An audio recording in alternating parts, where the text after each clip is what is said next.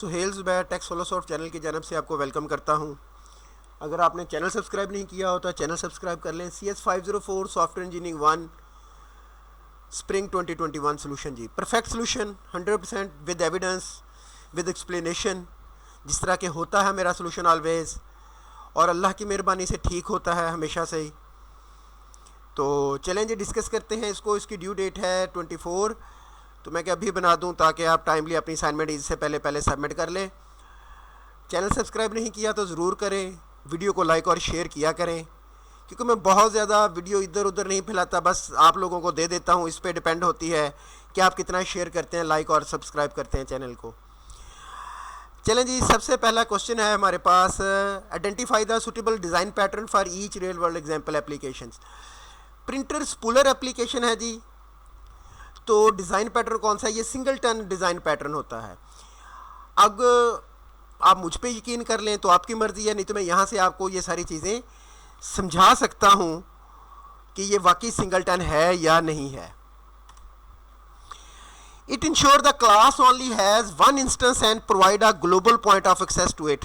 अब जो printer spooler application होती है, ये प्रिंटर जब हम एप्लीकेशन सॉफ्टवेयर जो उसे प्रिंट की कमांड देता है, तो ये एक एप्लीकेशन होती है जो आगे सबको डील कर रही होती है, प्रिंटर स्पूलर की।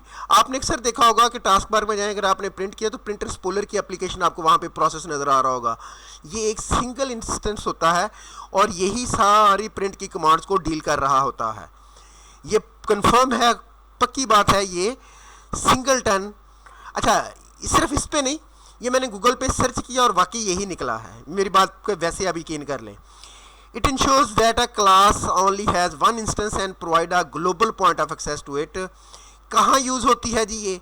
Singleton provide pattern should be used when there must be exactly one instance of a class and must be accessible to client from a well known access point. Operating system जिस तरह से आप बात करते हैं, software driver से बात करते हैं, समझ लें ये जो पैटर्न होता है ना उसका, स्पूलर एप्लीकेशन का, वो सिंगलटन होता है। वो एक प्रोसेस होता है, एक इंस्टेंस होता है, उससे बात करता है और फिर वो सारी प्रिंट की एप्लीकेशंस को डील कर रहा होता है। Singleton pattern should be used when controlling the total number of instance that would created for a particular class.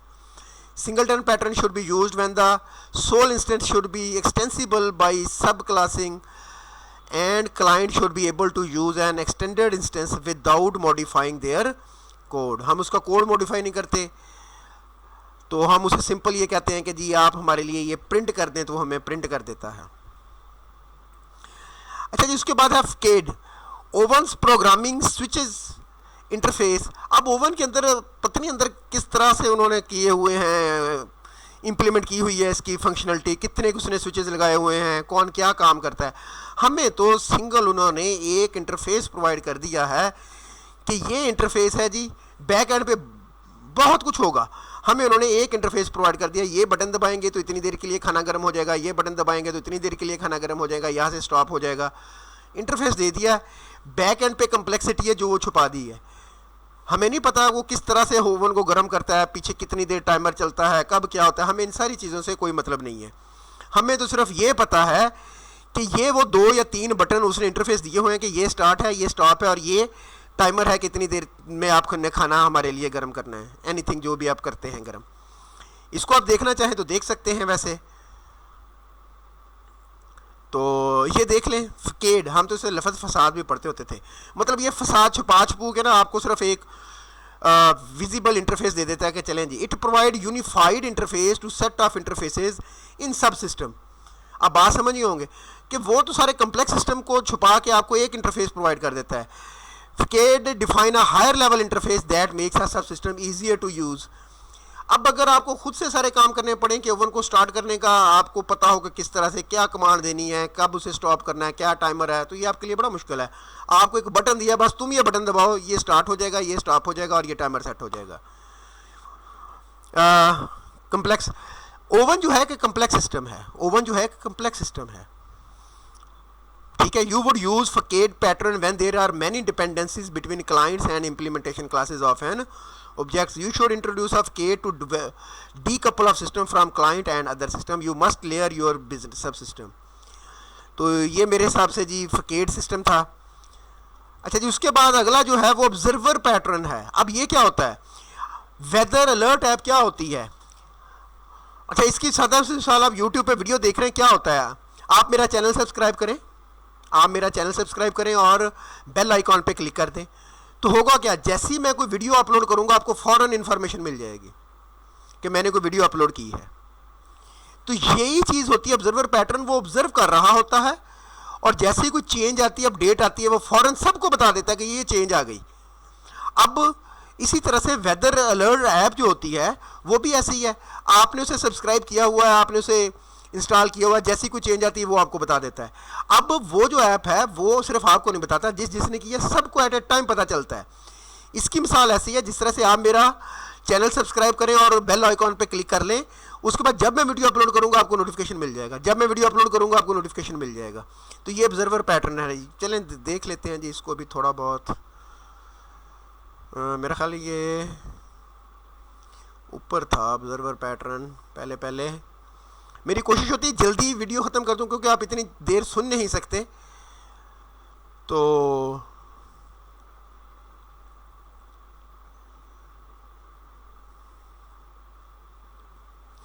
Motivation देख लें इसकी। This can be used when multiple display of a state are needed, मतलब एक state के multiple display चाहिए, ऐसे ही है ना, नोटिफिकेशन चाहिए। Second, it is intended to define a many-to-many relationship between objects so that when one object change state, all its dependent are notified and update automatically. समझ गए होंगे आप बात को आप। तो ये हो गया हमारा ऑब्जर्वर पैटर्न। आगे चलते हैं। आगे सर ने हमसे जो क्वेश्चन पूछा था वो ये है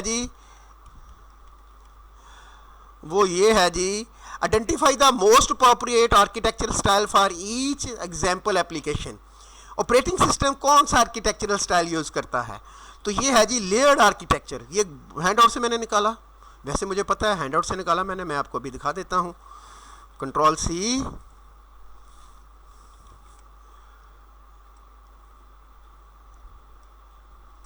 ये आ गया जी, ये पड़ा हुआ जी ऑपरेटिंग सिस्टम, हाईलाइट कर देता हूँ, ठीक है जी। Layered architecture in one typical example of layered architecture is operating system. चलें जी, इसके लिए आपको ज़्यादा करना नहीं पड़ा। हाँ, जो चीज़ नेट से एज इट इज़ नहीं मिलेगी या हैंडआउट से नहीं मिलेगी वो है कंपाइलर। कंपाइलर कौन सा आर्किटेक्चरल स्टाइल यूज़ करता है, अब इसके लिए आपको ये पता होना चाहिए कि कंपाइलर क्या आर्किटेक्चर है क्या। तो अगर आपने कंपाइलर कंस्ट्रक्शन या कंपाइलर वाला कोर्स पढ़ा तो आपको पता है ये 3 टायर आर्किटेक्चर है। वो कैसे, सोर्स कोड, इंटरमीडिएट, सिंथेसिस। तो ये कितने 3 है ना, यहाँ से ये सोर्स कोड लेता है और आखिर में से मशीन कोड में कन्वर्ट कर देता है। पहला स्टेप फ्रंट एंड, दूसरा स्टेप इंटरमीडिएट कोड रिप्रेजेंटेशन और तीसरा स्टेप बैक एंड। तो मैंने इसको मद्देनजर रखते हुए उसे 3 टायर का है, ये मेरा अपना पॉइंट ऑफ व्यू, आप इससे एग्री या डिसएग्री कर सकते हैं, it's all up to you. ये मेरा पॉइंट ऑफ व्यू है कि ये 3 टायर आर्किटेक्चर है। चलें जी, ये बात भी समझ आ गई। आगे चलते हैं। आगे है जी फॉलोइंग टेबल। अब मैं वैसे टाइम आपका बचाने के लिए ये बताता हूँ कि ये उन्होंने ना कोडिंग कन्वेंशन सही नहीं यूज़ की हुई। मैं बताऊँगा सही क्या है, कैसे है। उन्होंने लिखा फ्लोट सम इक्वल टू 0.25। तो जब फ्लोटिंग पॉइंट नंबर आप यूज़ करते हो तो वहाँ पे एक डेसिमल नंबर का होना ज़रूरी है। तो मैंने शुरू में 0.2.5 कर दिया और ये बात रोज़मर्रा ज़िंदगी से भी साबित है कैसे ही लिखी जाती है। अच्छा, स्ट्रिंग बुक नेम है। अगर आप नेम ऐसे लिखेंगे तो मस्ट है कि जो लोअर केस से स्टार्ट करेंगे आप, और जो अगला नेम आएगा मतलब अगला लेटर होगा वो कैपिटल होगा। ये बात भी आप समझ गए। स्ट्रिंग बुक नेम ऐसे लिखेंगे इसको, बहुत आसान है। If is even print even, ठीक है। इसमें सिर्फ एक गलती है, आप जानते भी हैं, आप प्रोग्रामर हैं, आप सब कुछ देखते हैं। इफ इज इवन तो हम करली ब्रेसेस के अंदर इसकी स्टेटमेंट लिखते होते हैं कंडीशंस की, फिर एल्स, फिर करली ब्रेसेस में एल्स की कंडीशन। ये कोडिंग कन्वेंशन होती है। तो ये यहाँ पे करली ब्रेसेस में थी, वो मैंने ऐड कर दी। अच्छा जी, उसके बाद आ गया float value equal to int value. अब इंट वैल्यू को आप फ्लोट वैल्यू में कास्ट कर रहे हैं, तो ये कैसे मुमकिन है कि आप इम्प्लिसिटली हो जाए। आपको एक्सप्लिसिटली बताना पड़ेगा, आपको एक्सप्लिसिटली बताना पड़ेगा कि मैं ये जो इंट वैल्यू है इसको फ्लोट में कन्वर्ट करना है, तो ये तरीकाकार है एक्सप्लिसिटली बयान करने का। आपको बताना पड़ेगा, यहाँ पे फ्लोट लिखना पड़ेगा, int value float, float value, इसका मतलब है ये जो इंट वैल्यू है इसे फ्लोट में कन्वर्ट कर दो, ऐसे लिखते हैं इसको। उसके बाद डबल स्पीड इक्वल टू 0, जब डबल है इट्स मीन ये क्या है, फ्लोटिंग पॉइंट नंबर है। डबल क्या है, फ्लोटिंग पॉइंट नंबर है। जब फ्लोटिंग पॉइंट नंबर है तो एक डेसिमल और एक फ्लोटिंग पॉइंट का होना मस्ट है, तो मैंने इसे लिख दिया 0.0, और ये बात आप वैसे भी समझते हैं।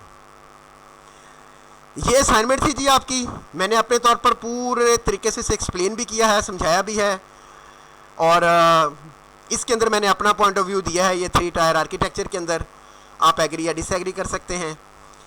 वीडियो पसंद आई हो तो शेयर ज़रूर कीजिएगा, लाइक और सब्सक्राइब चैनल को ज़रूर कीजिएगा। बहुत शुक्रिया जी, थैंक यू वेरी मच, अल्लाह हाफिज़।